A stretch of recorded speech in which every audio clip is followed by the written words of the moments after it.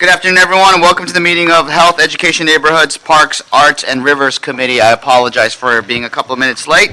I had to give a keynote speech at the Miracle Mile, and I rushed right back. So it is a little after 1 o'clock at City Hall, room 1060. I am joined by Councilmember Mitchell Farrell, and this meeting is called to order. And I know people are still signing up in the back. I want to remind everyone, whoever wants to speak on public comment or any one of the items, please go outside to the kiosk, the computer kiosk out right outside the door, and you could sign up for any of the items or general public comment. So at this point, I'm going to take multiple item public and general public comment as well.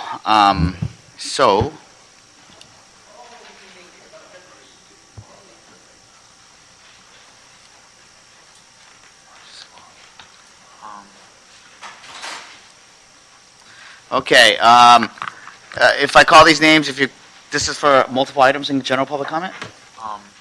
No, just the ones are just general public comment, right? Okay. Correct, yeah. I want to call Eric Previn, Wayne, and Corey Schmidt.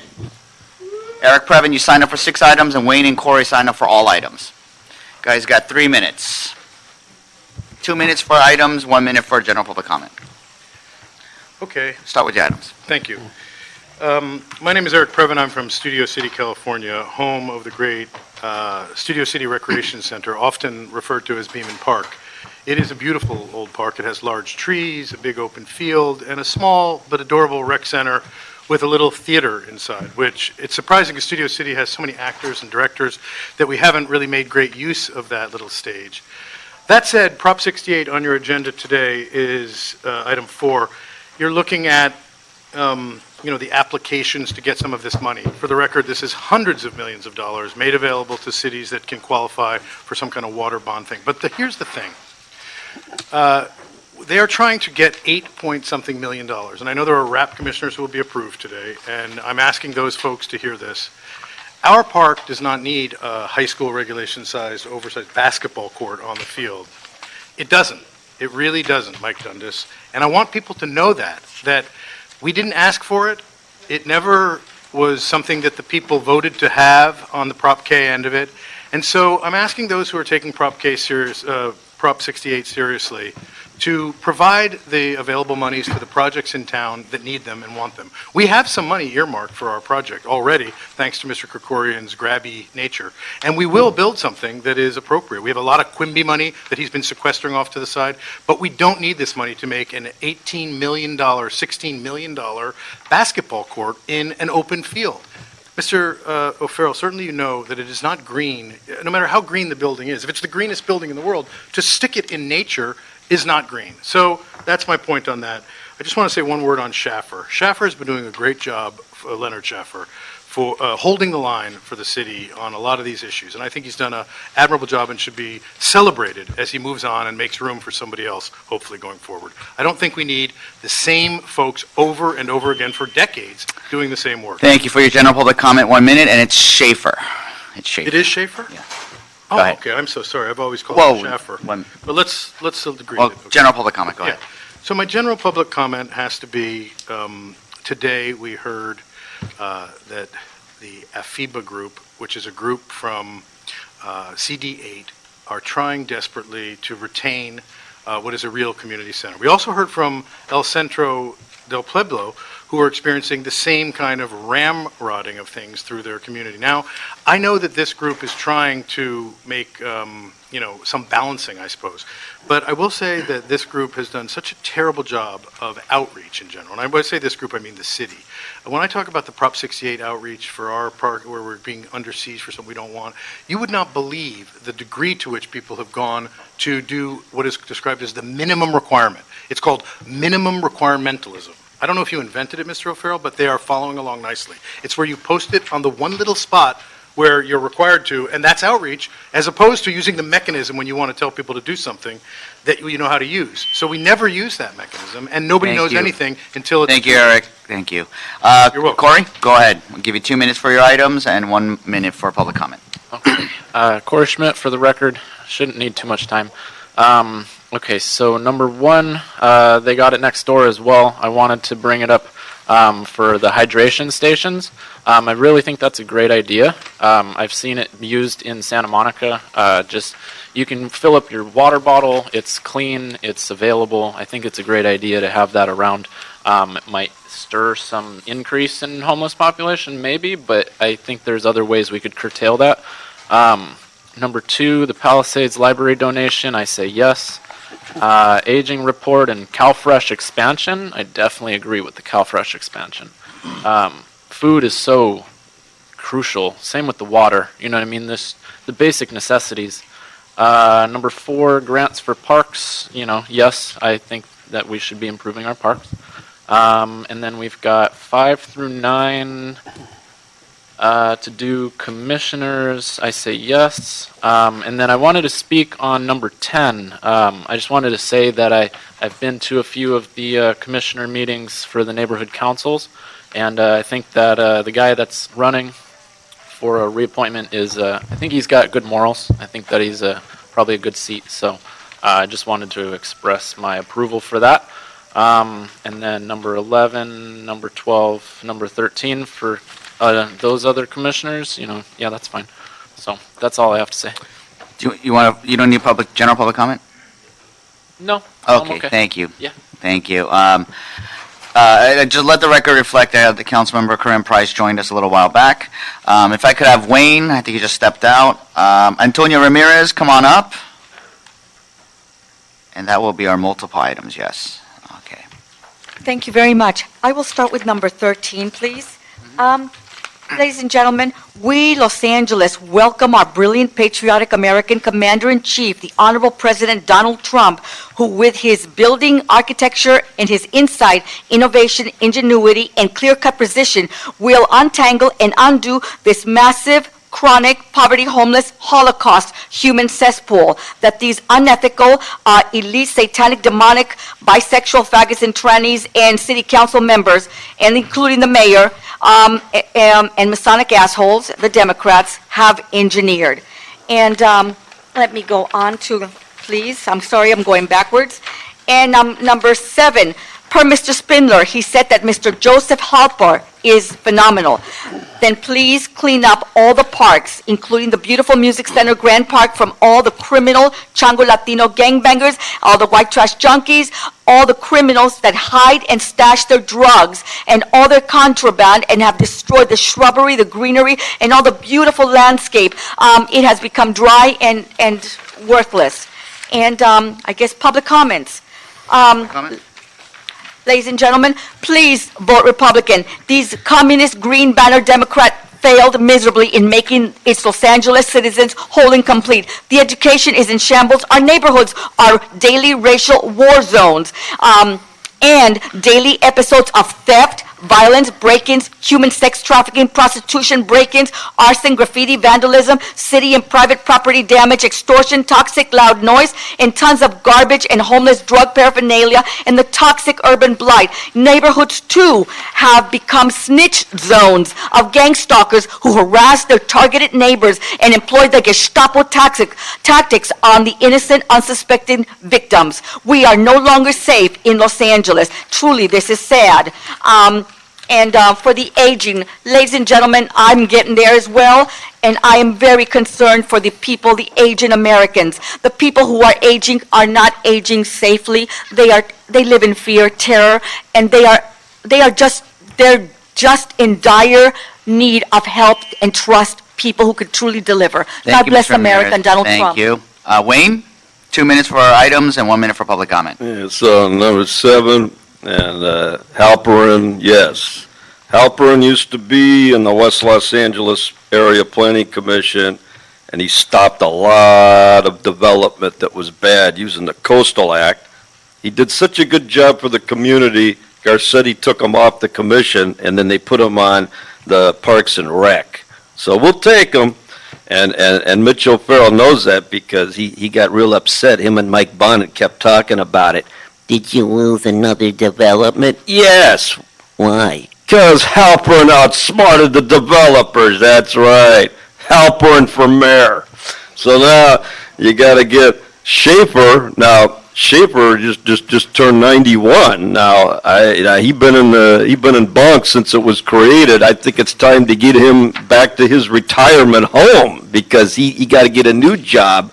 So, no, I think it's time to appoint a new services commissioner. That would be Antonio Ramirez to the BOC. That would a new community voice for the 21st century. And then, of course, LA Times, California edition. Look at this photo of the councilman, David Rue, showing him in a homosexual position. He's showing him bending over. That is the Times. Are you on general public comment now? Yeah, General this is public the Times. The Times is saying David goes that way, that he putts from the rough. That's what the LA Times Please, says. I am on the items that we cover in this committee, please. I am so surprised. Wayne, you know the rules. I know, and I said, now that's what Mitch O'Farrell does every night. That's what Buck Bonnet does every night. If you could please refrain and I talk know, about but- items that could be discussed in this why? committee, as in the purview of this committee. Why would the Times be attacking the chair like this? What did you do to get them so angry? Now, the thing is, you see how they Wayne, you stuttered? got 17 seconds. Yeah, I know, and I'm saying this right now, and I know you're not married. I know you got arrested for attempted rape on an unconscious woman back in the day. Are you a homosexual, Mr. Rowe? Because that's what the Times is saying. Thank you. I'm Thank very disgusted. Let's find out. Thank Thank you. Mr. Chair, I just want to congratulate you on the opening of the women's shelter in Hollywood. It's a real accomplishment, and it is adding to the relief of homelessness, and especially vulnerable women who face homelessness on our streets every night. So I'm glad that Mr. Spindler pointed out the success that was covered in the LA Times. Congratulations, and we all thank you. Thank you, Mr. O'Farrell. Thank you. Thank you, colleagues. Yes, very proud of our women's bridge housing that we're opening up at the old Gardner Library, which will house 30 women who are currently experiencing homelessness. And I just also want to make an announcement for anybody who might be here for the first time. I know there's many commissioners here, and you know the drill. This happens in all of your commissions as well. But for anyone who might be listening for the first time or at this committee meeting for the first time, this is First Amendment free speech rights. And we have to afford everyone equal time and equal opportunity to speak their mind. But they do have to speak on what pertains to this committee. So I know there's some other people who are signed up to speak for the other items. I'm only going to be able to give you 1 minute as well because we have to be equal to everyone, whether we want to hear it or not. So I just want to, and Wayne, this is your last warning. That's it. Yeah, he's out. It's your last warning.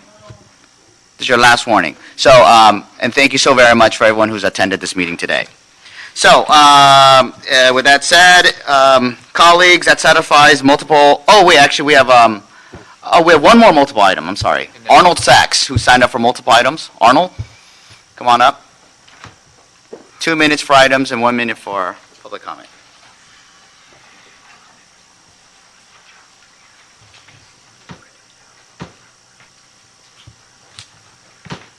Yeah.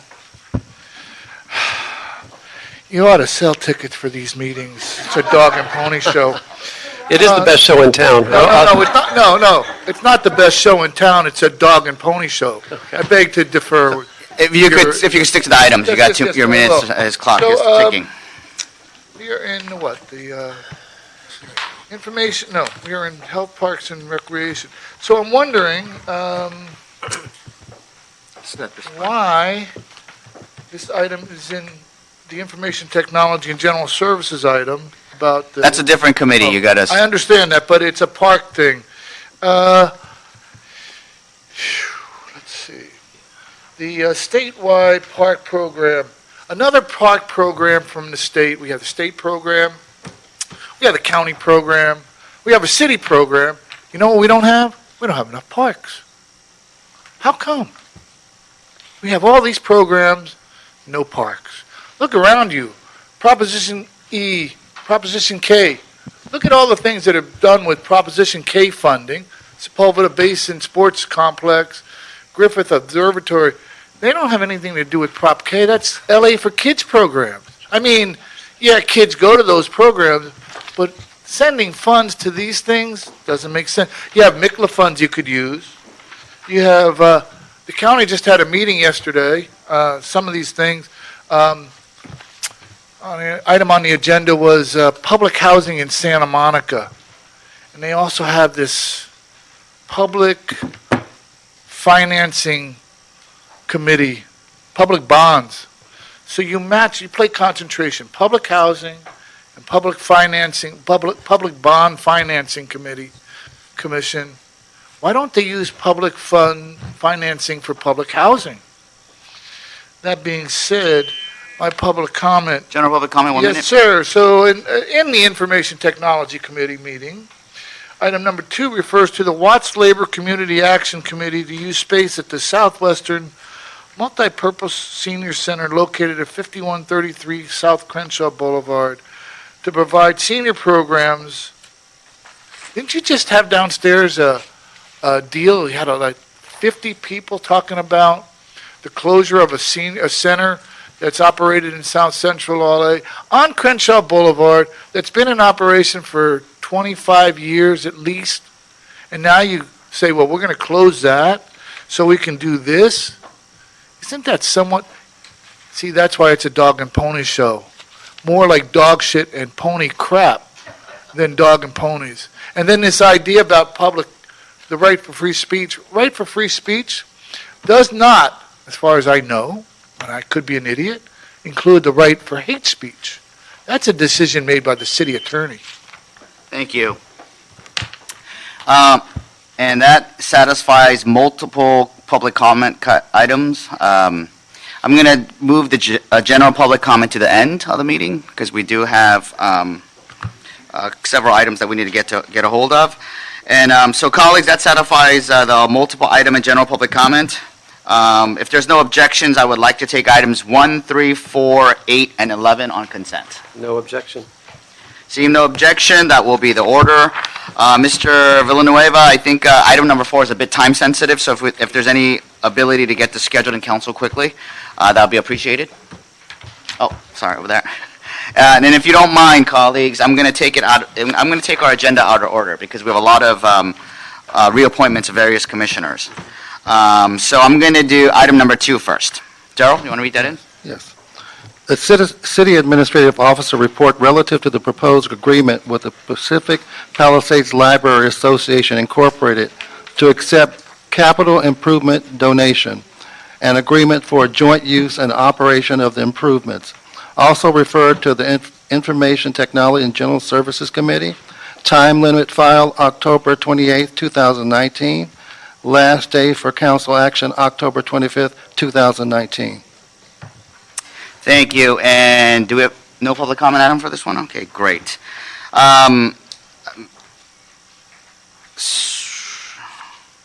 Okay, there's no one here from the Pacific Palisades? No? Okay. Well, members, do you have any questions on this? No? Okay, then actually, I recommend that we approve the CAO's report and move this along to council. But also, I'd like to make a quick note, and I'm sorry, I should have put this on consent as well, but I thought someone from the Pacific Palisades Library Association was going to be here. Oh, you are here? Oh, do you want to say something for me? Well, we wanted to say thank you so very much for your donation and your support.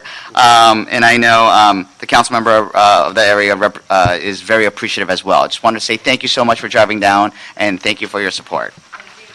Okay, so seeing that there's no objections, I'd like to move this item and it's approved. No objection. Great. Moving along. I want to take item number 5 and item number 10. So, Read both of them. yeah, if we could read both of them.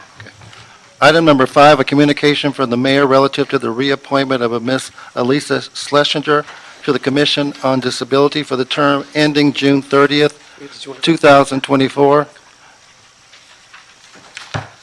Item number 10 is a communication from the mayor relative to the reappointment of Mr. Leonard Schaefer to the Board of Neighborhood Commissioners for the term ending June 30th, 2024. So, well, right before we begin, so colleagues, since we do have multiple reappointments, I'm going to call 2 commissioners at a time, if that's okay with you, because I really do want to afford each commissioner, well, thank them for their service, and thank them for their future service, and also afford each one of them a couple of minutes to talk about your background, your work, as well as your work on the commission and what you hope to achieve going forward. Good afternoon, council members. My name is Elisa Schlesinger. I'm on the Commission for Disability, and I'm just going to highlight a few things. One is I currently work at the Writers Guild. I do nothing related to disability except for the fact that the Writers Guild does have a committee for writers with disabilities. And soon after I got my job there, I quickly became part of that, honorary part of that committee, and started to kind of understand the ways in which film and television has had a big impact on the way that disability is perceived in the community, and what that means for inclusion and for, you know, our perception of people with disabilities. In conjunction with that and my work on the commission, I was able to form a liaison between the Department on Disability and what is the biggest disability film festival in the United States, which is called Real Abilities. And last year was our inaugural launch in Los Angeles. And it was so successful that the Department on Disability has decided to do a second year of Real Abilities. And so I'm very proud of the fact that I was able to kind of bridge that and become part of an executive committee working on that film festival. I don't watch movies, but I really do feel that it's very important that we see how media is able to effectuate change. And I think we've seen this with a lot of different groups of people, like LGBTQ, with transgender communities, and that really disability is often left out and needs to be recognized and portrayed. And it is one of the only diversity groups that all of us will probably be part of at some time in our lives. So I'm encouraging everybody, first of all, to come and attend Real Abilities, which will be October 25th through the 27th. Where? Everybody's here as well. It's going to be at the Universal AMC. So that is something I've been very proud about in terms of my involvement on the commission, and I hope that that's something that I'll be able to continue doing, along with other work, of course, that the commission addresses, but that is the one that I wanted to particularly highlight. Thank you, Ms. Schlesinger. And you know, the Commission on Disability is one of the very most important commissions. And actually, you know, when you mentioned earlier how you had no relations with the disability community in the beginning, actually that's one of the reasons why you're on the commission. Because it's not just we do have individuals who are of disabled status, but we also want individuals who are not disabled, because it's also seeing it from a different perspective. Seeing how we could reach out to the mainstream communities on the needs of the disabled community. And also the fact that you're in film and television, you know the power of film and TV.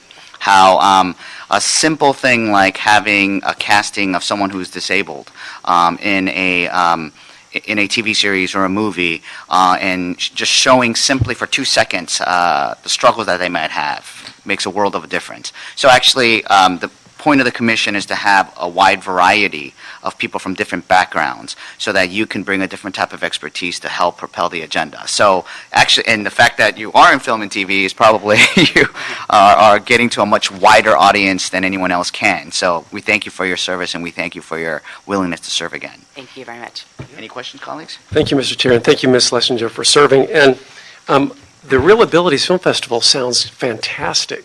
So this will be your first? This is going to be our second year. Second one. September, October was our first launch. It was quite successful, especially for a first-year film festival. And like I said, so much so that the Department on Disability is taking it on again. So that's great. I actually believe letters went out to all of your offices informing you of the dates and asking for support. So if there's anything that I can personally do to help encourage visibility or involvement, I welcome that contact, because we really do think that, especially in Los Angeles, this is an important film festival for not only because of film and television, but for, as Councilmember Rue suggested, the broader impact that media can have on social change. For sure. Did I hear you correctly? You don't watch films? I really don't. Sometimes on long transatlantic flights. But Okay. Not even classic films on TCM? I don't have a television. All right. I just want to... Yes. Having no television is not a bad thing. All right. Thank you so much. Thank you. Yes, again, thank you for your service. I got a question. I know you served on the commission previous 4 years. What major goals would you like to accomplish this next 4 coming up? In addition to the film festival In addition we're to the talking festival, about, I yes. think that one of the major things that I know I keep hearing about is employment in the disability community, especially underemployment or lack of employment. I think this all ties in because the more that people with disabilities are represented, are seen as being viable parts of the community as opposed to being marginalized, I think that that can help, help all of us understand that they are people who can contribute to the, should be as equally as employed as anyone else. But I do think that underemployment and unemployment among people with disabilities is a huge problem, as well as many other issues. So I would say that would be one of the things that I would like to focus on is the employment aspect. Good. Again, thank you for your service. We Thank look you. forward to supporting you. Thank you. And again, disability rights and awareness should not occur once you become disabled. It should be irrespective of who you are. So thank you. Thank you. And do we have to pass them one at a time, or can we approve both of them at the same time? We take it together, right? Okay. So if we can move on to Mr. Schaefer, who I believe is one of the most longest serving individual on Bonk as well as neighborhood council system. Chairman Rue, council members, yes, thank you. Started in late 2011. I won't tell you how that came about because the former commissioner was doing some time in a federal institution. So, but in any event, just for background, I did spend 35 years with the LA County District Attorney's Office, dealt with all types of people, both witnesses, victims, defendants, et cetera, which has given me a great insight into how to deal with, how to work with other people. I really think that, although some may disagree, that I tend to get along quite well because of that type of thing. I started many years ago with our Property Owners Association, further back than I'd like to recount. And when neighborhood councils came along, I was at USC at their preliminary meetings before neighborhood councils really got started, saw these type of things. The charter was passed, neighborhood councils rose up, and finally somebody from our property owners said, what do you think we should do? And I said, we should really get started on another one. And the question was, well, what's the difference between a neighborhood council and a property owners association? And I said, the inclusiveness. We include people who are in business, we include people who work here, we include people who are property owners, we even include people who aren't citizens in this. This is the purpose of it. And they said, that's very interesting. And we went from there.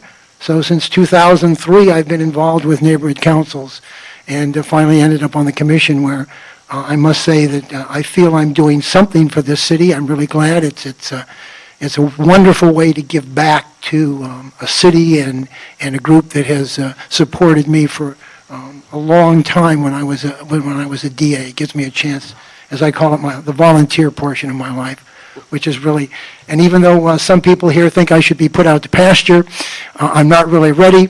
I think there's a lot of things left to do with neighborhood councils. It's a moving target. It's a growing thing. It's no longer an experiment. It's there. It's established. But there's many more things that we can do with neighborhood councils. One of the things that I'm looking forward, and I know some people like my friend Bob Gelfand with his very long article in City Watch this last time, I'd like to see neighborhood councils, since they've grown, have the ability to help govern themselves when there's a problem, that they have the ability to solve that problem, not having to have somebody from the city come down and say, here, we're going to solve it for you. But they have the ability to say to somebody who's disruptive and somebody who's not following their code of conduct, how you've got to stop this. And we have the tools to do that. And I'd like to help move forward with that type of thing. Also, the commission with the Department of Neighborhood Empowerment and our about-to-be former GM, who I think is still here today, I think she's still back there, has given me the opportunity to help facilitate an emergency preparedness alliance. And Councilmember Rule was good enough to be at our first one. And we're moving forward. I'm working with the mayor's office, working with Dunn, working with Emergency Management Department to try and make the city more prepared when something does happen, be it a fire up in Sunland, Tahunga, or the eventual 8.2 that Lucy Jones has talked about along our San Andreas. And I want to be able to continue to do that, and my work with the commission gives me the ability to work with these different city departments to help facilitate this. Thank you, Mr. Schaefer. And you are not doing a little job. You are doing a tremendous job, and actually, we've worked together at the City Council and the Board of Neighborhood Commissioners, where recently, for the first time, we've passed the most comprehensive reforms, and the Board of Neighborhood Commissioners has been instrumental in that, doing lots of outreach as well as helping implement. So thank you so very much for your service on that. And as the only member of the City Council who was a former neighborhood council member themselves, I truly believe in the neighborhood council system. This is now here to stay. Yes, there's still a lot of problems that we need to work out, as you know, very well know, and we're trying to constantly upgrade our neighborhood council systems, but I believe we will fix the little problems that we have and make sure that it's fully functional for all neighborhoods. So thank you for your service, and colleagues, do you have any questions? Thank you for your service, Mr. Schaefer, all these years, and go until 2024 and knock them dead. So thank you, colleagues. Seeing no objections, I'd Let me like... just ask one question. Oh, yes, go ahead. Thank you, Mr. Schaefer, for your service. I got one question. You mentioned that you think the neighborhood councils could play a bigger role in solving problems in the neighborhoods, in the communities, in the city. You want to give us some ideas of what kind of authority you'd like to see the neighborhood councils have to address issues and concerns? Well, no. What I was saying, it's not authority there. Neighborhood councils, certain neighborhood councils, not all, just some, have problems. And they look to other agencies in the city to help solve those problems. And one of the things that we're looking at now as a possible policy is giving them the tools, both leadership training, ability to censure and remove people who are disruptive, that would be board members, learning how to do mediation and such. Those are tools we want to give to them so that when problems arise within their neighborhood council, within their boards, they have the ability to solve those themselves without having somebody else come in and impose solutions on them. That's one of the things we're looking at. Good, okay. Thank you. Great. Thank you, colleagues, and thank you, Ms. Schlesinger and Mr. Schaefer. I would like to recommend that we move these reappointments and move them along to council.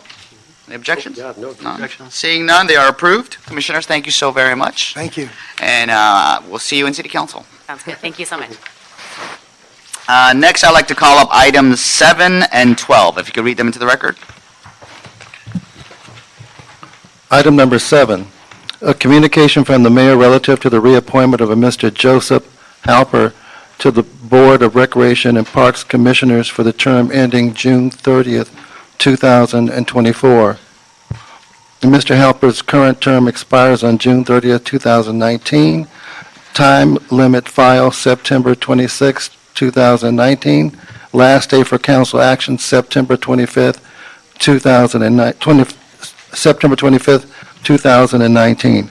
Item number 12 is a communication from the mayor relative to the reappointment of Ms. Karen Winnick to the Board of Zoo Commissioners for the term ending June 30th, 2024.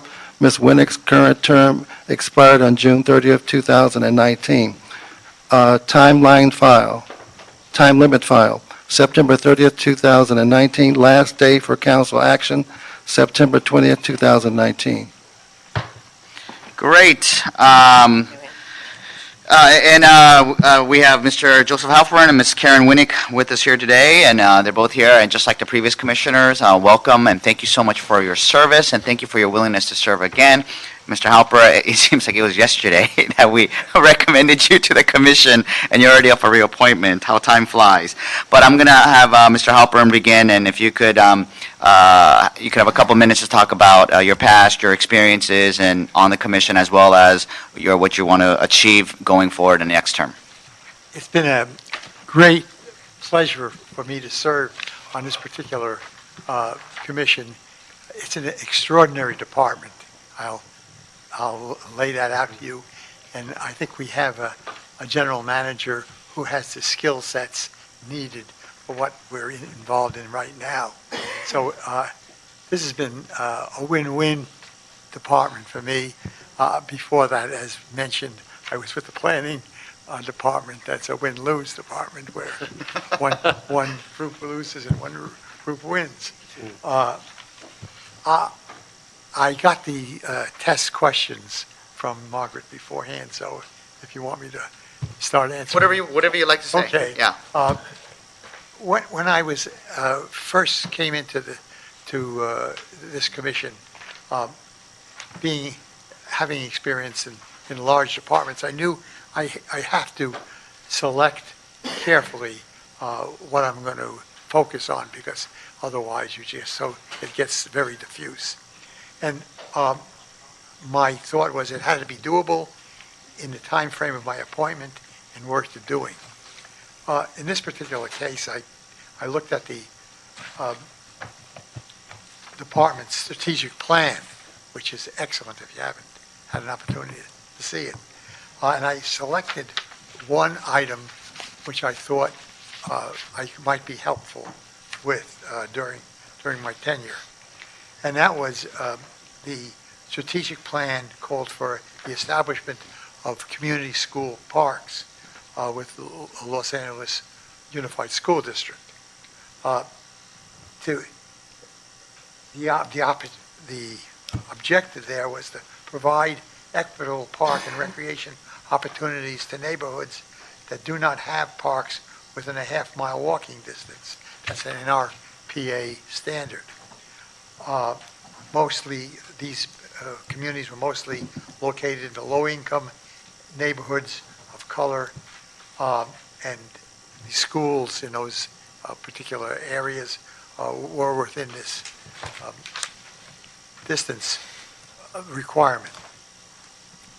Based on my own early experience, I was born and raised in the South Bronx of New York, so I came from a community and a neighborhood which I had personal experience knowing what the value of the local park system was and what it would mean to me personally.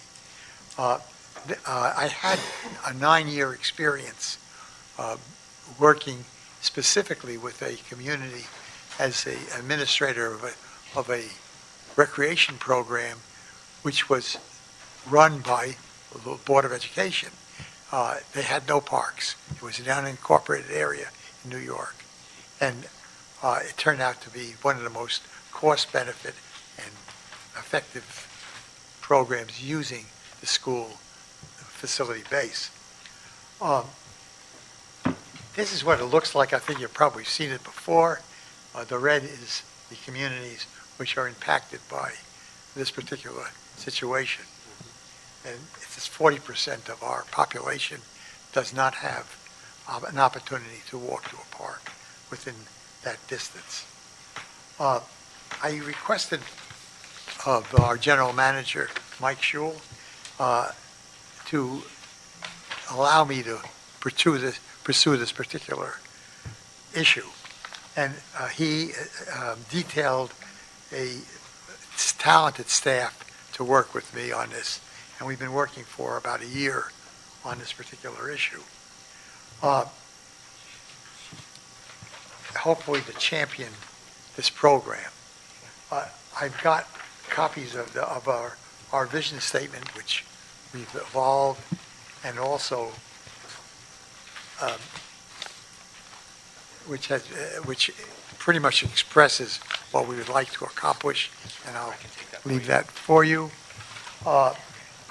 Their work product has been, I think, pretty incredible.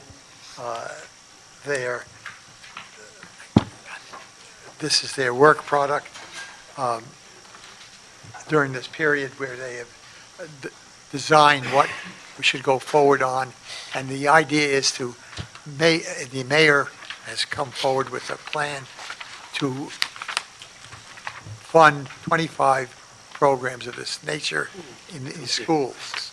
Since that time, I have had an opportunity to speak with the school superintendent.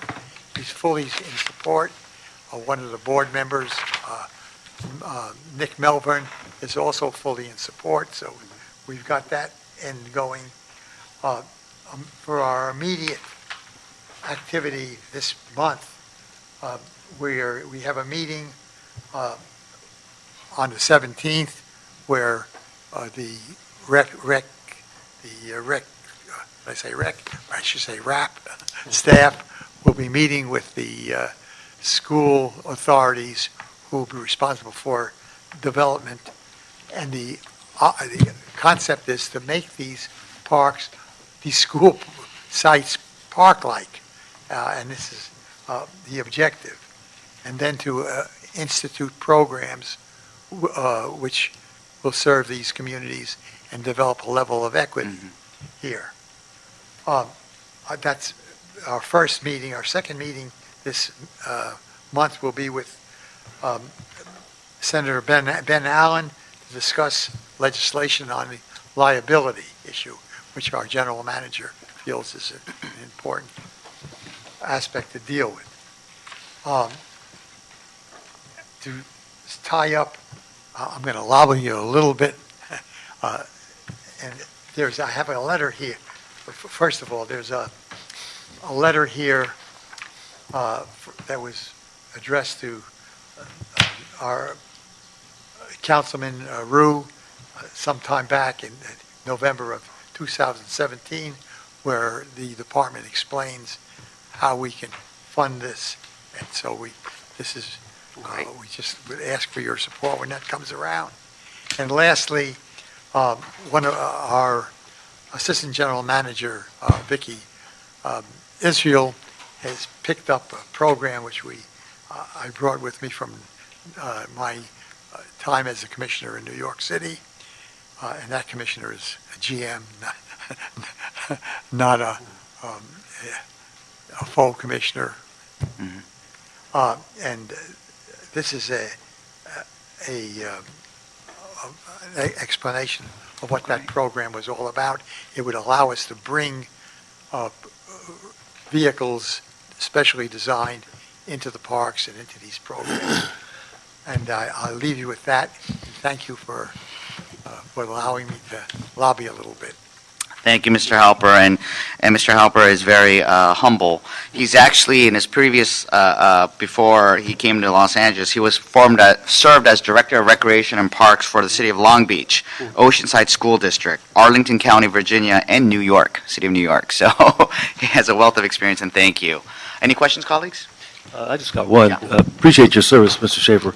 And I agree, the opportunities for using our school grounds is really important in underserved areas, like the ones I represent. We've been talking about this for many years. What do you think the major obstacles have been? The city or the school district? Why can't we find a better way to expedite use of school properties on the weekends, especially after hours, that will benefit communities that are underserved with green space? We're really dealing with a little history here. The school district which we are in as a city is there with, I can't remember exact numbers, but it's a huge number of other municipalities, and they found this, they did not allow the youth, for liability reasons and others, they kept the school grounds locked, and that's this is the only way to change this is having a changed attitude on the part of the school, and I believe we have that with the new superintendent and with the the school board member, which I mentioned. I think we've broken that, and there is our early start really requires the grounds to become parks. So people, right now they're just macadam areas and not very inviting. So this initiative, if we are able to bring it to a conclusion, and that's why I'm asking you to reappoint me. Well, that's what I'm willing to reappoint you. I hope that you'll give some priority to South LA and partner with our office in identifying those parks, those schools in our district that could be utilized more effectively. Remember, I think you're deeply in the red on that map. I think so too. Thank you, Mr. Halper. And I just want to quickly note, and yes, this letter actually kicked it off back in 2017, where my office introduced a motion on joint use with LAUSD, and we got agreement from the LAUSD school board as well. Actually, that report will be coming back around to this committee, and actually, we could ask the various departments who's working on that report to make a presentation to the RAP Commission as well. And just to let you know, unfortunately, Measure A funds can't be used for joint use. So that was one of the impediments that we hit. But we do have some pilot projects in various schools that the mayor has spearheaded, Mr. Price. So we will make sure that the department gets to you on how you could have a pilot project with a local school. But one of the key problems are funding. But we'll make sure you get that briefing as well once we get that briefing. So thank you, Mr. Halper. Yeah, Mr. Chair, I just want to thank Mr. Halper for always coming to events and dedications, and you're out in the community on your free time on weekends because you like to be there when we celebrate new openings of parks. So I've seen you many times in my district when we have those celebrations. So as a commissioner, thank you for being present at those celebrations as well. And thank you all for your service. Thank you. And next, Miss Karen Winnick. We've met many times, and I've worked on numerous issues, and the zoo is an exciting place to be at this moment. Yes. There's so much change going, and you're here at the right time. So please, feel free. Okay. Is it out of turn to just address something about? Sure. Okay. I write children's books, and I appeared at Esperanza Elementary, where the principal took the cement playground, broke it up, planted a natural garden. These children who live in cement, go to school in cement, now know all the birds. They presented me with a book on all the birds they saw, including a burrowing owl. It was the most heartening experience I've had, and I would love to see that, so thank you. That's the objective, yeah. Okay. I had to say that because it was, one of the highlights I've experienced. So I was in Belize with an NGO that I became involved with through the zoo, and a man who lives in Washington and does law here with the city, especially the airport, told me I was the longest serving commissioner in Los Angeles. I meant, do you mean the oldest? But it's 20 years. And when I first came to the zoo, I wasn't sure what a commissioner did, and I realized I'm a liaison between the city and the zoo, and I'm supposed to ask questions, okay? And when I first came, there were a lot of disgruntled employees, and there was a lot of disorganization. And I have to say, the people who work at the zoo are so committed. I've been a gorilla keeper, an orangutan keeper, an elephant keeper, a chimp keeper. I've been so involved, and these people are so dedicated. I am totally in awe of them. The zoo has grown, okay? Attendance is up, and for me, there are two incredibly exciting things on the horizon. One is the master plan, and the other is that we have a conservation director. Because like anything else, especially in this time with technology, everything is undergoing change, and zoos are becoming stewards of conservation. The AZA, of which the LA Zoo is a member, is spearheading all these conservation efforts. We've saved the California condor. We've worked on golden tamarin monkeys, and I can't pronounce the Swarovski horses in Mongolia, but they were going extinct. And because I write children's books, there's been so much personal growth for me, and I've been writing books about all these animals because I want children to become aware of this, and so many of them are going extinct. And that's why conservation is so important for zoos to get involved with. And my hope is to inspire, educate, and encourage children to care about animals, to care about their conservation, and especially for inner city kids, they don't have the opportunity to travel.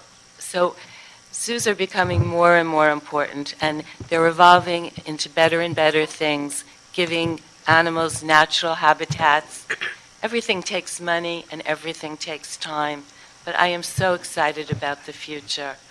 And as to my past accomplishments, it's not about me, it's about us and we. It's all the teams of people that are doing this together. Thank you, and thank you for those comments, Ms. Winnick. And LAUSD and the city, we have separate budgets and separate programs, so we can't necessarily go into their jurisdiction. But I know all the council members here, including myself, we do sponsor with our discretionary funds setting up school gardens for our program so the kids can learn and also have some green space as well. But I'm so glad you brought up about the master plan. Like I alluded to earlier, this is such an exciting time for the zoo. With the new general manager at the zoo and the new executive director at Glaza and all sorts of new collaborations that are forming, it is an exciting time. And one of the key things of the master plan and the commitment from both the new general manager and the Glaza president is the converting our zoo to a more of a conservation center, Yeah. which it's already doing, right? Yes, So it's in the process, but everything takes time. And if I've learned one thing in life, you need patience. right, Hard but work and patience. it's an exciting time. It's an exciting time. So thank you for your service and Thank colleagues. you for considering me. No, again, just I really appreciate your service, and I just want to, again, just focus on the need to address concerns in underserved areas. Many of my citizens don't have the bus fare or the transportation or the wherewithal to get to the zoo, and so we got to find ways to, if not bring the zoo to the community, make sure the community has a chance to get out to the zoo. And so just would encourage you to think about any kind of pro bono programs that work with the schools specifically, I'm community-based totally organizations aware of to just provide some exposure to kids who otherwise wouldn't have it. School buses, unfortunately, we don't get much of a break. They're $500 for one school visit, and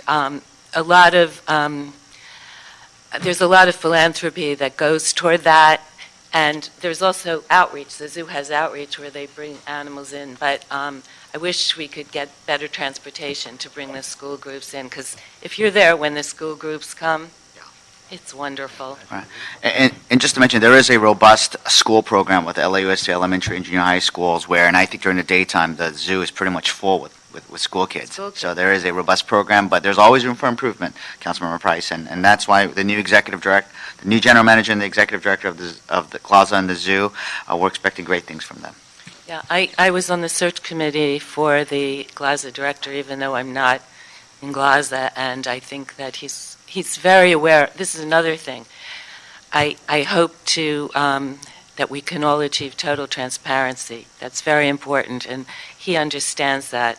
And at our monthly meeting, the presentation from Glaza is going to be much more rigorous. Yeah, no, good. No? Thank you. Thank you so very much. Before we approve this item, though, there were two speakers, so if you guys could go back.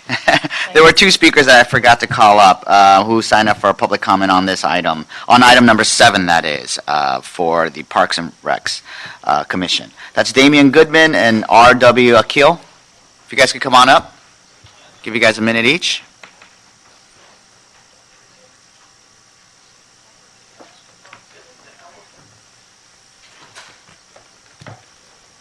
Mr. Chair, Damian Goodman, Executive Director of the Crenshaw Subway Coalition and the founding curator of the Emoja Center, which is in Leimert Park Village. And we would say to Mr. Alpern's appointment that it only should be approved in the event that the fence that is around Leimert Park be torn down immediately. Councilmember Price, among many others, know the Leimert Park is a unapologetically black, spiritual, cultural, political resistance center and the black mecca that is Los Angeles, and it is an affront. It is offensive that a fence was erected around it in the most recent renovation of it. It's a place we go for press conferences anytime something happens. It's a place we go for healing anytime someone is killed through police violence, and the fence that is there needs to come down. We don't want to hear excuses. We can figure out how we as Leimert Park Village can come together to address whatever's taking place there, which is no different than what's taking place in most others. But in the interim, we want the fence down. We like it down immediately. We've been circulating petitions that Dr. Rosie will submit to this body, and we'll be submitting to the Parks Commission as well. Thank you so much. Thank you. My name is R.W. Akil, Chairman, Kwanzaa People of Color. And for those of you who don't know, probably, arguably so, the first person to bring activity to Leimert Park in 1977 with the start of the Kwanzaa Gwari Day that took place there on December 26, 1977. That park, that fence around the park is an insult. The park is sacred to what we refer to as Shango, and is also Shango, the patron Orisha of Kwanzaa. And the patron Orisha of that park. It is an insult that that fence is there. That fence needs to come down, and those of us who have been committing ourselves to public support and public action in and about Lamert Park and South LA in general, we take that fence as an insult, and it needs to come down forthwith. Thank you. Thank you. Thank you so very much for those comments. And colleagues, if there's no further questions, I'd like to recommend that we approve and reappoint Ms. Winnick and Mr. Halper and move this along to the council. Okay, seeing no objections, these items are approved. And Commissioners, I think they both left, but we thank you for your service and your continued work. Last set of Commissioners, items number 6 and 8. Do you want to read that in for us? Number 6 and number 8. Yes, sir. Item number 6 is a communication from the mayor relative to the reappointment of Ms. Josepa Salinas to the Board of Library Commissioner for the term ending June 30, 2024. Ms. Salinas' current term expired on June 30, 2019. Item number 9? Number 8, number 8. And item number 8 is a communication from the mayor relative to the reappointment of Mr. Eric Paquette to the Cultural Affairs Commission for the term ending June 30, 2024. His current term expired on June 30, 2019. Thank you, and thank you for waiting so patiently. Ms. Salinas, do you want to begin, and do you want to tell us about your background, what you've done on the commission, what you plan to do in your next term, or anything else? The floor is yours. I have been a broadcast journalist in California for over 35 years, and also a tremendous community activist between San Francisco and Los Angeles.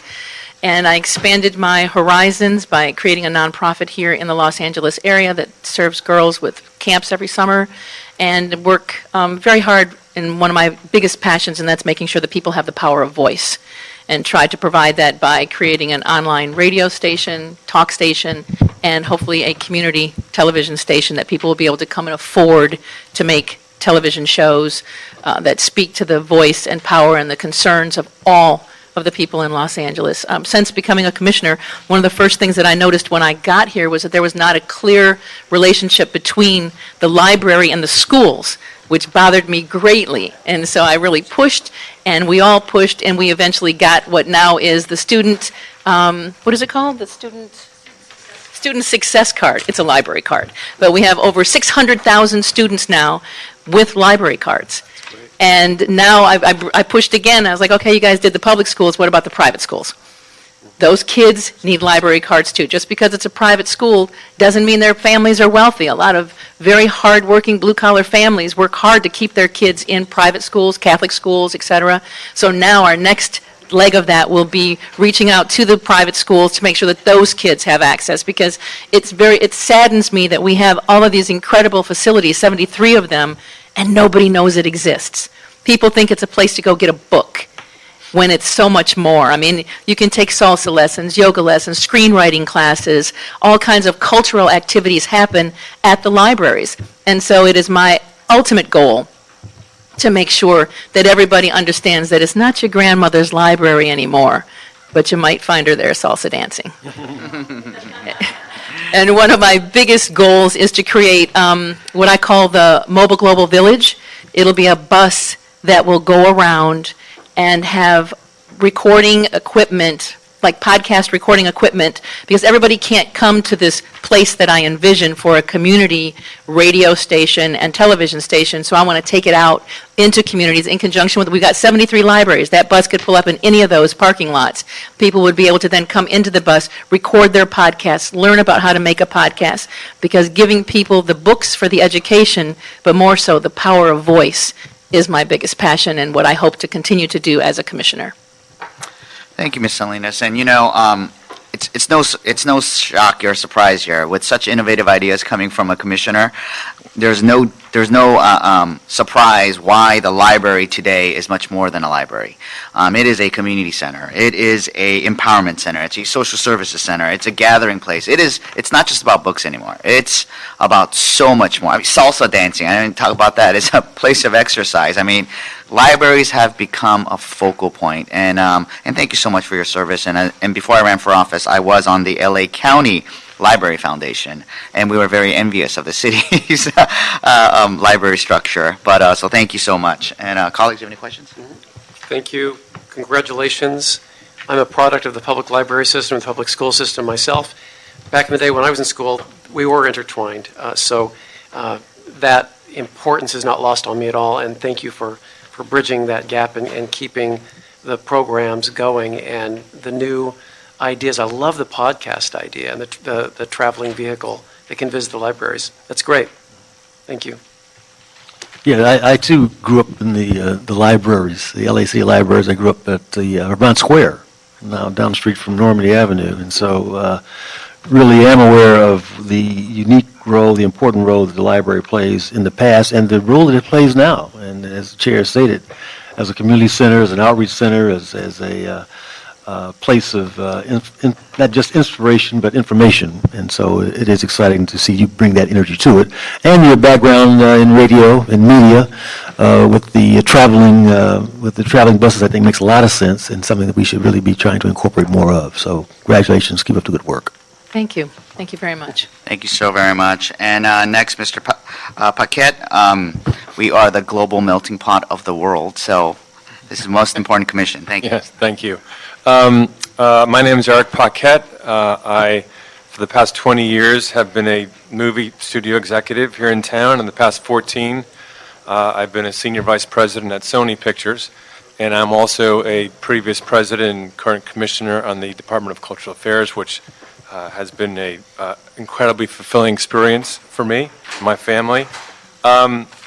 You know, there was something that I've always noticed in my years working at a big media company, and that was internships would often go to people whose parents have connections.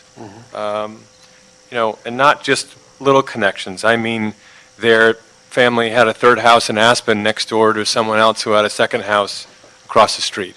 And my dad was a used car salesman.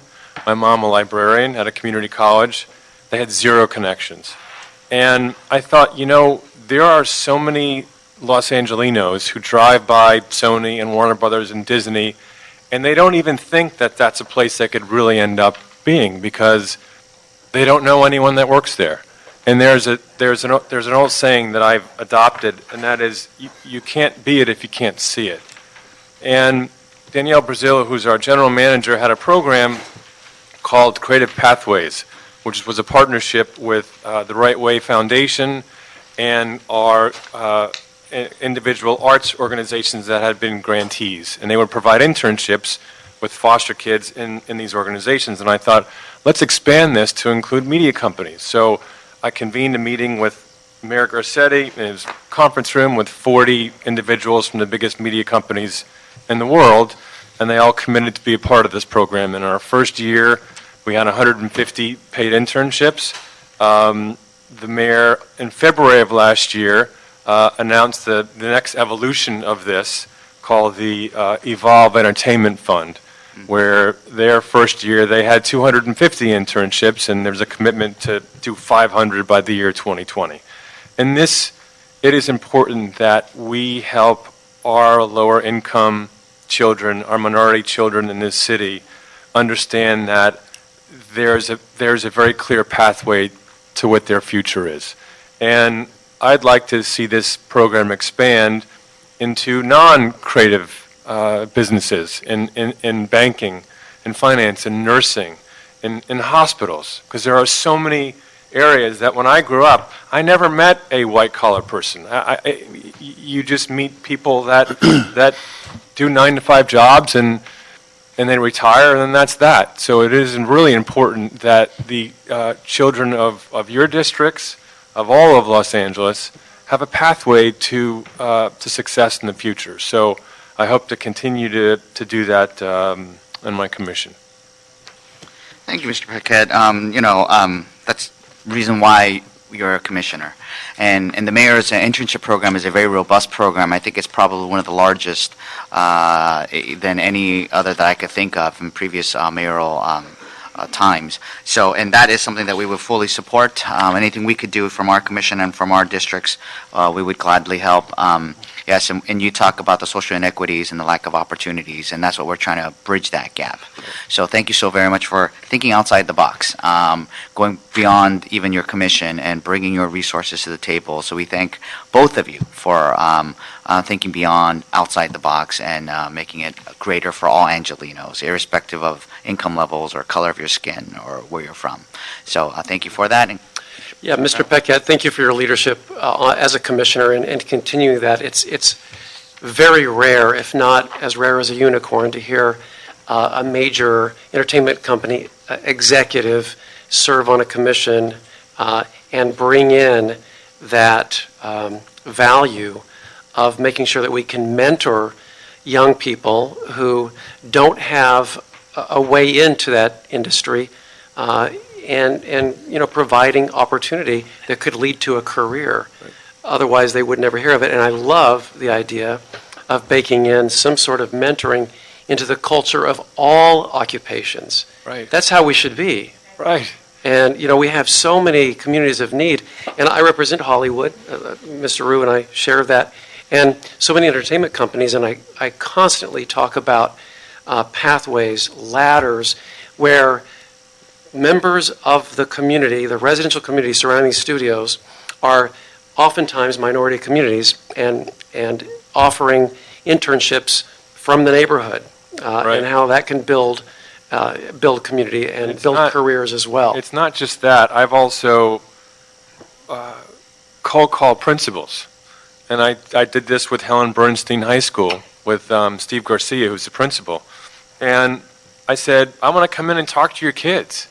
And I would bring in, well-known film producers and auditoriums and tell the kids, I had the same kind of family you had. Just because I'm a white guy in my 50s, it doesn't mean that I necessarily came from a different place. Mm-hmm. I know what it's like. The barriers live right in here. Because my father's a truck driver. Right. So even going into a government building was abstract to me. Like, well, I don't belong there. That's not who I am. My world is different. And the barriers are right in here in children and young people. Right, but if you start young, if you start them in high school even, and you provide them, and I heard someone on the podcast literally say, you can't be it if you can't see it. Mm-hmm. I mean, that is true. Yeah. It is absolutely true. So, and I appreciate your kind words, and, maybe there's something where if a company wants to do business with the city, they have to give up 10 internships. Mm-hmm. I mean, what? Mm-hmm. I mean, unless there's some city attorneys. Are you a city attorney? You recognize? You look like one.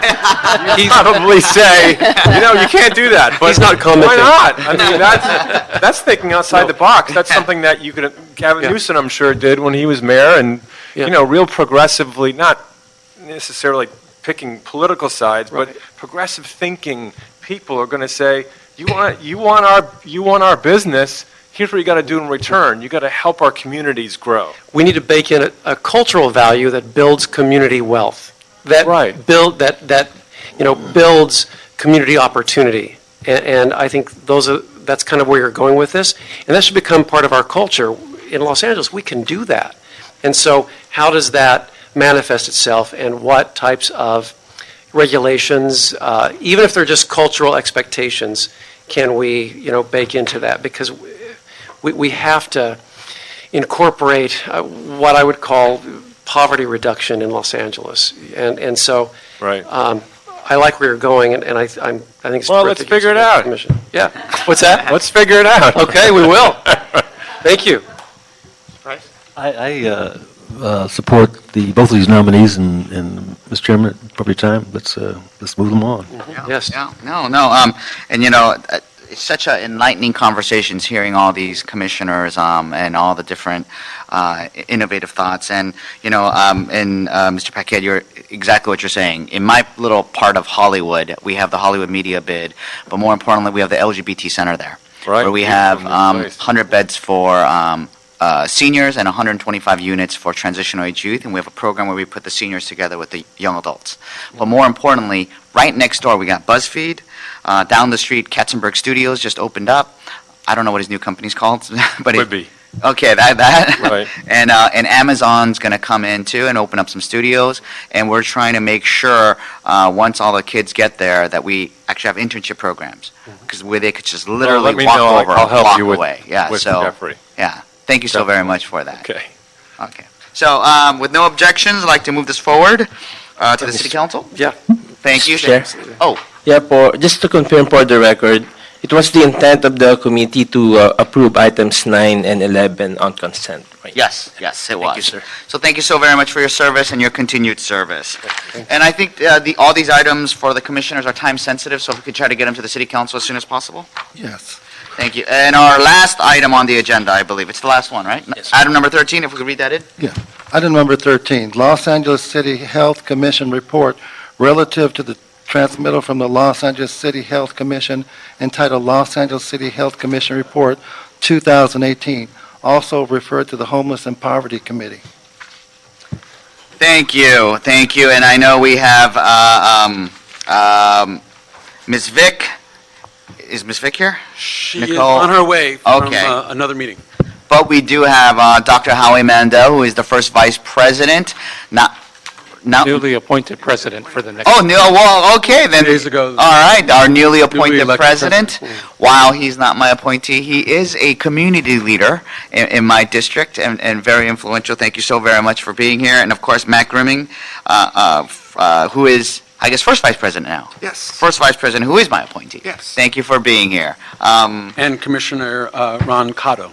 Oh, Commissioner? Mike Bonhams. Oh, Mike Bonhams, appointee, thank you so very much for being here. And I know on the agenda is to be presenting a report that highlights a number of issues that warrant further discussion.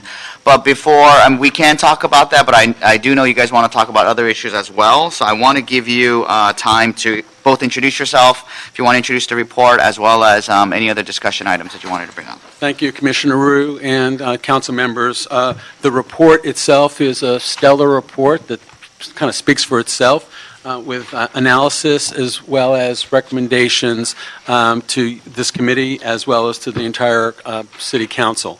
The problem we have with the report is it is the best thing that we could do with the limited resources that we have.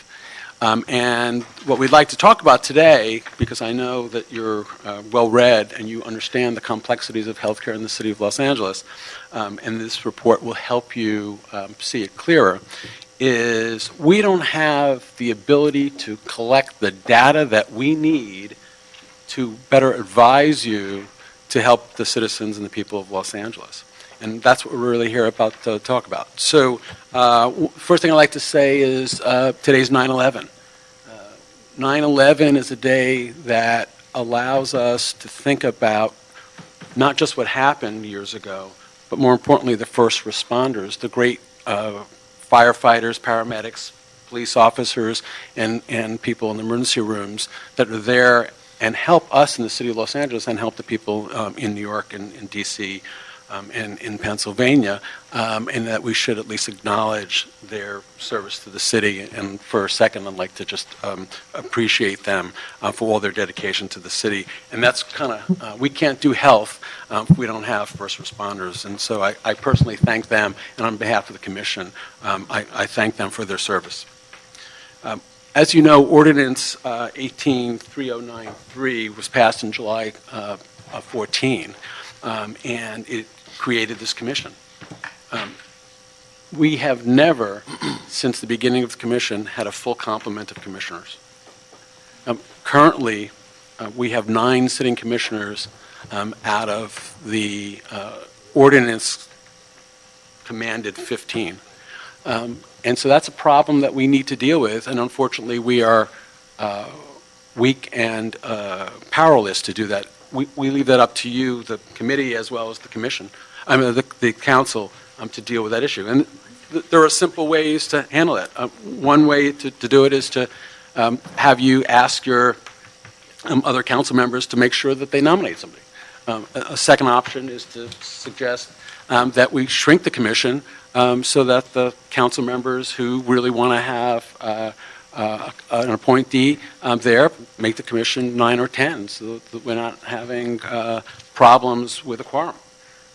Another possible capability is to allow each individual council member to appoint somebody, but if it's unappointed in 2 or 3 months, that the commission itself then appoints individuals. It's not like we don't have candidates that we have submitted to the city council. We have. Every single vacancy we have sent to those council members lists of people who live in the city of Los Angeles who are willing to volunteer their service and are superb, stellar candidates. So we leave it up to you as the committee as well as to the city council to address that. But we would be more functional and we would be a better commission and serve the people of Los Angeles if we had a full complement to meet the needs and advise you the way that we should be doing it. Second thing is we submit this report from 2018. This is the second report that we submit to you. The first one was a combined year of 2015 and 16, which quite honestly is not fair to you. You should really get a report every year. That's a problem we have because we have limited resources. We have no staff. We have based ourselves on our own volunteer efforts and attempting to get volunteer interns from some of the leading universities in LA County to help us. And we will soon submit our 2019 report. But the ordinance kind of demands that we submit 2 reports a year, and we're not in compliance.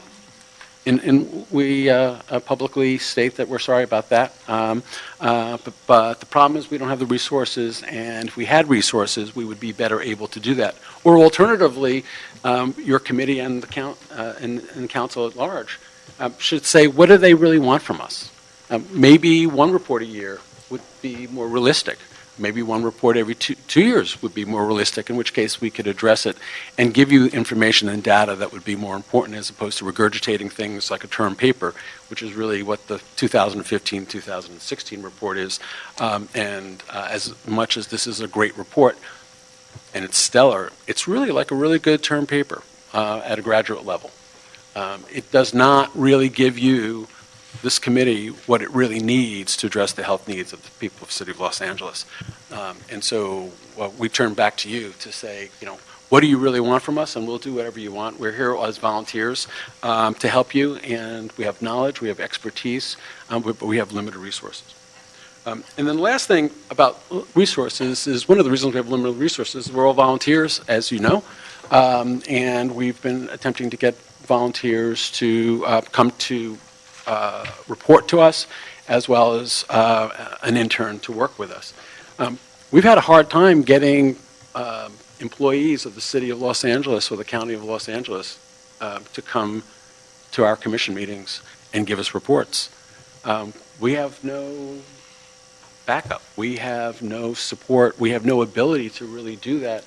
And that's a problem that we have as a commission, but we turn to you for advice to tell us what you want us to do, how you want to help us, because I, as a new president, can call, but if city employees or county employees who have supervision over health needs don't come to the commission or cannot make themselves available to the commission, we can't do the due diligence that we need to give you the advice that you really need to make important decisions. One possibility is to have your aides from your individual council offices, work with us and be our staff to help us get people to come. Another possibility is dedicated funds through the budget process. I'll defer to you to understand the complexities of that. But potentially, if we had $2 million, which would allow us to hire 2 full-time MPHs, and some staff support, we'd have the ability to do the due diligence to evaluate the real needs of all the council districts.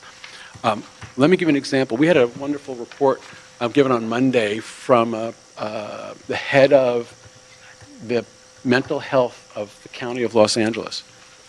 They have superb data in 8 spas, which is their way of collecting data. And when I asked her for information about individual city council districts, they don't even collect that data. The County of Los Angeles doesn't collect individual demographic information that would potentially help you know the real problems, because as you know, we're a very disparate city, and the 15 council districts are not all the same, and some of the health needs are different in one versus the other. STD rates, HIV rates, homelessness, it's different in all the areas. Those are the issues we're trying to deal with, but we can't even help you have the information and the proper data that you need because we don't have the resources. So I will defer to my other esteemed colleagues to make some statements, but I think the report does speak for itself. It's an excellent report. The data behind it is superb. We have references. We're willing to respond to any questions you have about the report, either today or at another time. All the commissioners make themselves available to all your staff members.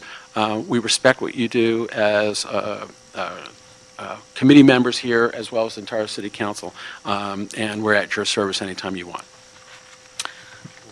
Thank you so very much for that.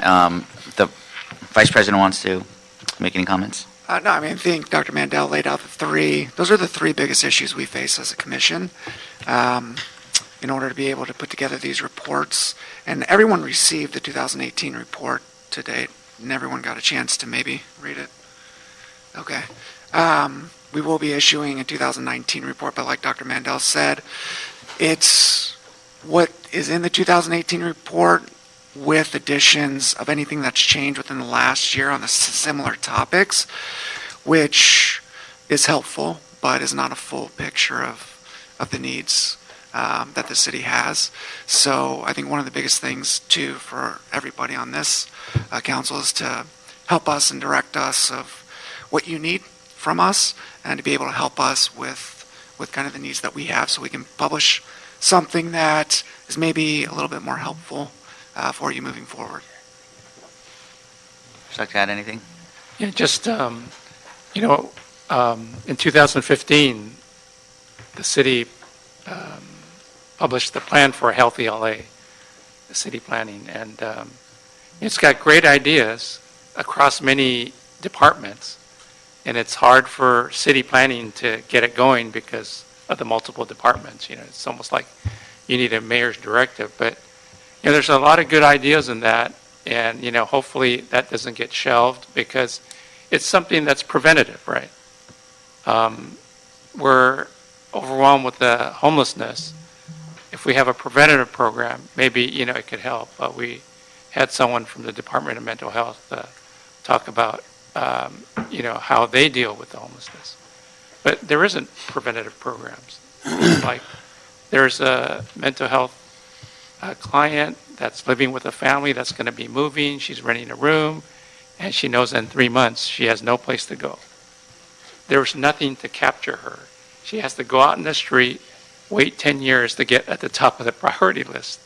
And so, even with health, right, we're up against the multinationals that don't want people to get healthy because they're going to make less money, but there's so many easy ways that we could, keep this a robust city.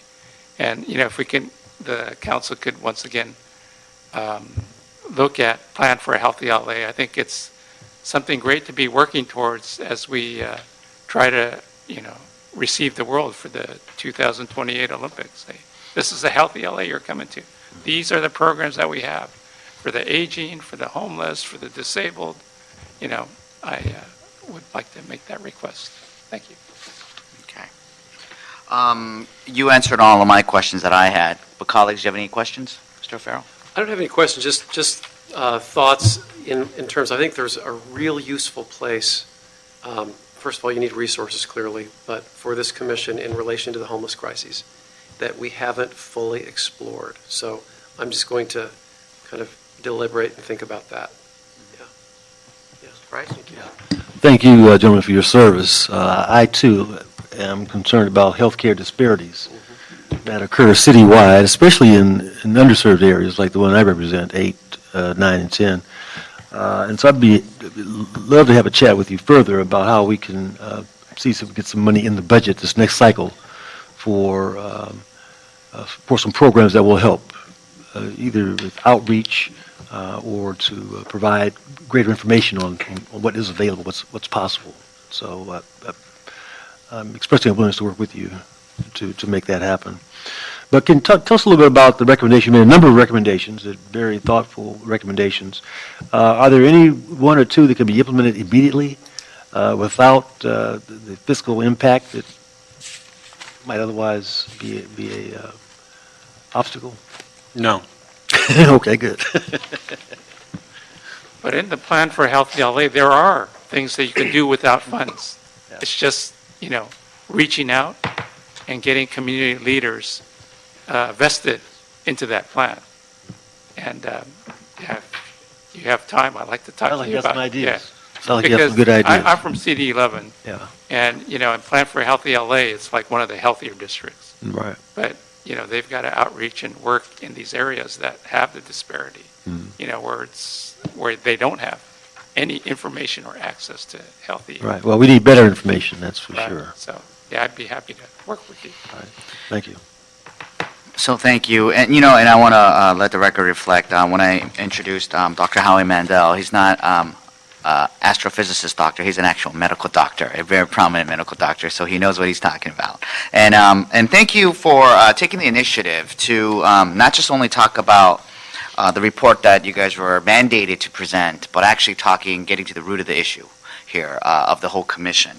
And, the commission was formed back in 2016 by ordinance, and I think it is time for us to review and reassess the work of the commission since then, and also review and assess the actual ordinance itself, see if there needs to be any changes. And I do, as my colleagues have stated, want to reflect the fact that resources-wise, I just found out from the clerk, your budget is $1,417. So, so it is well noted that, That's per day or what? their entire budget. All of it? Their entire budget. So, yeah, we are well aware of that now, and also, when Dr. Mandel talks about collaboration or lack of collaboration, not just with the city but with the county. One of the hardest parts, and I'm just going to briefly mention it, is that most of the functions that this commission needs to do is actually under the jurisdiction of LA County, right? When it comes to responsibility for anything health, or anything public health, or anything mental health, it's LA County. We're not deferring our responsibility, because this is all, whether you live in the city of LA or the county of LA, it's all citizens. But at the same time, we obviously, when we call the county to come do a presentation, they're not necessarily directly responsible to us either. So with that said, I think, and I think there are opportunities, and that's why we want to assess. Do we want to hone it down? Do we want to make it more global? Make it smaller? Make it more focused? Because a lot of your recommendations that you have on the report. And I think you answered it very succinctly. Well, Yep. Councilman Price's question, can they be implemented? 90% isn't even in our jurisdiction. So I think it's an opportunity here after almost 4 years in existence for us to actually reevaluate everything. So I do want to try to make a motion here, an amendment actually, to say asking the CLA to work with the Los Angeles City Health Commission to report back to our committee on potential to review and reassess the work of this commission as well as the ordinance, and report back on recommendations on changes to the structure, staffing, resources, mission and goals, as well make it reflective of and reflect on it recommendations on amendment to the ordinance as it sees fit. if there are changes. How we implement those changes, that is. Get that? I'm getting it. Yeah, okay. So we want to make it more of an open-ended discussion, maybe 60 days, because I know they have to do another report. So let's get them some better direction before they have to do their biannual report. So I'll just say 60 days, just to see what I could come up with. And I'd love to meet with the commission, and I know some of the other council members would love to meet with you too, so we could have more discussions. That's the amendment I'm going to make for this and to report back in 60 days. But before we pass that, our system is not working well. I do have a public comment card, so I'm going to take a public comment card before we vote on that amendment. But I want to thank the commissioners, thank the president, newly president and vice president, and the commissioners for being here today and volunteering for this commission. Thank you for the committee doing what you do for the people of Los Angeles in regards to healthcare. Thank you. Thank you. Mr. Chair, just to clarify, the committee intends to note and file the report with the amendment. Yes. Note and file this amendment. And then I have the motion that I introduced. And if I could have Lauren Natoli.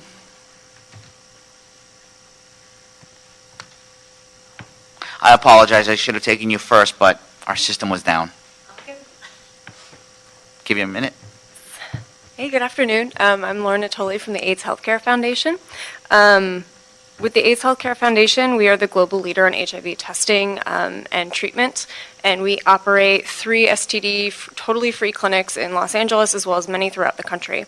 So we want to thank the LA City Health Commission for bringing their report to us today and reporting on the status of some items within the city and offering recommendations. It's vital that the second largest city in the United States is aware of their current status on health and resources available. We feel that the STD prevention section is a little bare. We know that in the recent budget approval in California for STD services in LA that the mobile testing unit program was cut. We've written a letter to the LACDPH to ask to have it reinstated. As you know, mobile testing unit goes out into the community and gets HIV tests from people who need them and not necessarily people who are seeking the services. So thank you for that. We look for some outreach. Thanks. Thank you. Thank you so very much. And there's no more public comment, right? Oh, there were. Okay. So our system is down. So you want to come on up? Yeah.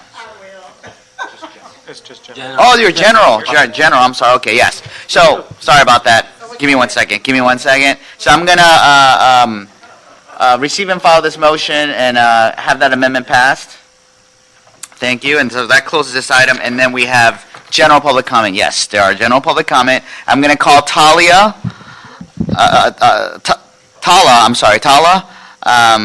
Abron Farley Jr., and Lauren Natoli.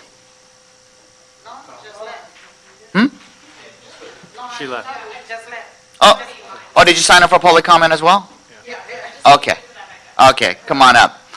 So the Mary Rose, one on Mary Rose. Three come at a time.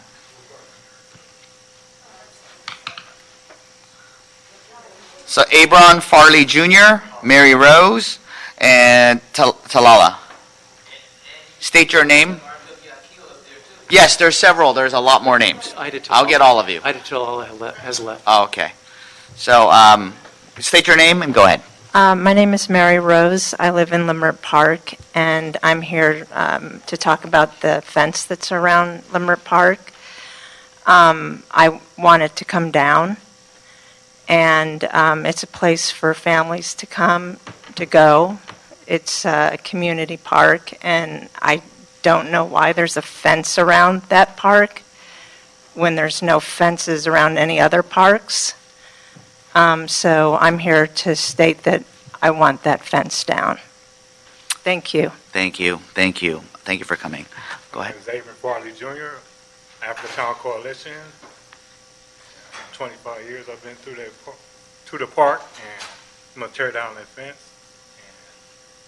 And my group, we also feed people there. We troll, help non-black businesses, hire black people.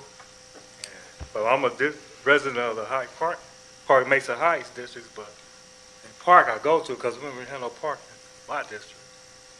I was here early for the FIBA Center, but right now I'm here to tear down the fence and help you out. Whoever responsible is the 8th, but it's in the 10th district, but I'm from the 8th district. But the 10th district is Harry Weston, and it has something to do with it. He's a sellout in Uncle Tom, so he better come and do something about that. Because this is a cultural center for all the black community. It was the last one, and the gentrification is going on. We hate that shit happening. Thank you. If I could have Tori Bailey, Dr. Rosie Milligan, and Kim Jurgen.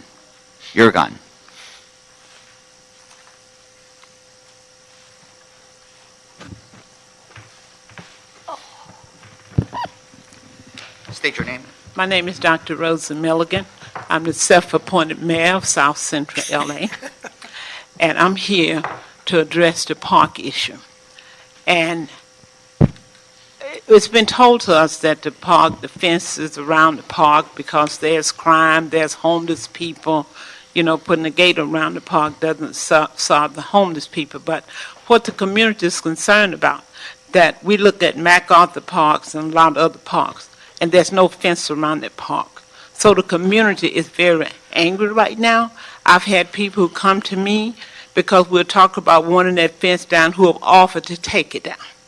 And I've said to them, please not go that route. Because I believe that the people who represent us is sensitive enough and humane enough to listen to our cry about why we feel that way. Because people come to that park while they're shopping. There are people who come there and bring their children. They feel safe there, in the park. There's commercial. But it seems like that Go ahead, finish up your thought. the community is feeling that there's a system against the community to try to shut the voices up, to get us out of Leimert Park, and also to get us out of the other center. So it's my cry is, because people come to me, I have really stopped a lot of things that could happen in this city that would be very violent. That's why I'm here today, because I don't want to see that happen. The community in uproar, there's a fence no place else. What are they trying to do to us? So I'm here to say that fence, we want you all to, we want somebody to take it down versus having the people who are coming to me saying, I've already scoped it out. Okay. Thank you. Okay? Thank you. Go ahead. Oh, hi. Thank you for giving me the opportunity to speak. My name is Kim Jurgen, and I also want that fence down. And I was sitting back there listening to some of the commissions that were had, and especially the one for the Zoo Commission, where she was saying some of the animals are becoming extinct if something is not done. Well, I feel the same way about our community. Members in our community are becoming extinct because of policies that are being put on us that are not for us. And the same thing with the fence. The fence was put up with no community input. It's just, to get rid of the homeless, but instead of doing a service for the homeless, they put a fence up to lock the homeless out, but it also locked the community out, because that's where we go, to enjoy our community, like they go to Alvaro Street to, listen to the mariachi bands. Yeah. Oh, I could say, but okay. Thank you. Greetings. I am Tori Bailey. I'm familiar with all three of the councilmen. I am considered like a community conduit, and I'm also the homeless liaison. And I'd like to thank Mitchell Farrell's office for acknowledging all the work I've done in the community, even before I was on the council. So I have never seen a park closed. I would like to see this one opened up again as soon as possible, which means immediately. I'd like to also offer some suggestions with that. If you open the park for health issue reasons, I'd like to see 2 restrooms and 2 sinks there at least. I also like to see a sign that says, parks are beautiful, keep them clean. There are simple solutions to helping you help us, and vice versa. So I'd like to see the gate removed as soon as possible, and I'm going to give you a quick example, if I can tell this quick story, Chair. Mr. Simon has a full page in the Sentinel as of last Thursday. Mr. Simon was one of the people that I would find periodically in that park. Me, as a homeless liaison, I go way above and beyond the call of duty on the zero budget. I have talked to him. I've had his full story. Everything he said was true and proven because I always look it up and research it. He passed away finally. Homelessness definitely kills. He was one of the ones that lived in the park. He was a huge musician back in the 40s, 50s, 60s, I guess. And I looked up the songs that he said he wrote and everything, and it was true. So if people would have a conversation with the people that are actually homeless, you'd understand that they were very vital to the community. And so I usually find people to house them with on my own of the resources I have, and that's been working. So I need you to help me to help So you. thank you, yeah. Okay. Thank you. And sorry to Okay. let That's you okay. cut you off because No, we that's do okay. have I to be, understand, but I got my point across. Yeah, but thank you so very much. Thank you so very much for coming up and letting us know. We will convey the message and the information that we received today to the council member representing Lamar Park and CD10, as well as convey the message to the Recreation and Parks Department. Yeah. And thank you. Hopefully you'll read that article of last week in the Sentinel. Thank you. Okay, May I thank ask you. a question? Who had the say so about it? Actually, yeah. Well, we could talk to you afterwards. We'll be around. So meeting's almost over, so if you stick around. But we do have, before I close the meeting off, Nicole Vick, the commission president, the outgoing commission president arrived, and I want to have her come up and say a few words.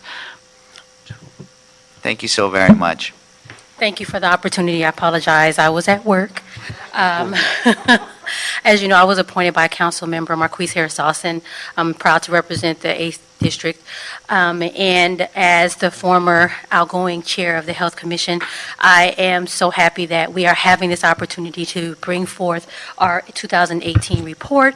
And I hope and I know that Commissioner Mandel represented the Commission very well and spoke to some of our very important concerns. As a public health advocate, a public health professional, as a adjunct professor of public health, I understand the importance of the Health Commission. It needs to be built up. We need funding. We need assistance in getting this work done. I have stepped down from the commission, but again, these concerns are very important to me, to the district that I live in, to the rest of the commissioners that are here. So I do hope that we can get a lot more support from the other council members. There are empty seats where we have asked for people to please come. Can you appoint someone? We have not heard back. So it really it felt like we were sort of an island. So I am glad we are here today to have that opportunity, and I'm glad that Commissioner Mandel spoke and provided that information. But just again, from the outgoing commission chair, please provide the resources needed. We hear a lot of information from the people that do attend the meeting around environmental issues that are important. Health is essential to everything, to all of our community members. So that's all I really wanted to say. Thank you. Thank you so much for your service. Very much appreciate that. And that closes public comment. Wait, didn't we call you on public?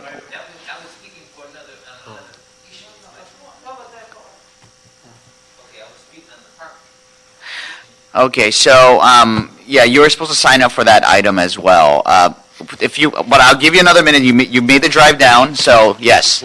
In the future, you would have to sign up for that item and then sign up also for public comment if you wanted to speak both. So I'm going to open up public comment, give you another minute. I was just thinking of Mr. Simon. Thank you for pointing that out to me. Many people come through Lamert Park. Lamert Park, from Adams and Crenshaw to Lamert Park. Crenshaw represents the Nile River and has been that way since 1984, when, of all people, Danny Bakewell was the Oba of the Kwanzaa Gwaride. Crenshaw, but it's been that way actually since 1977 when we started the Kwanzaa Gwaride. Lamert Park represents the headwaters of the Nile.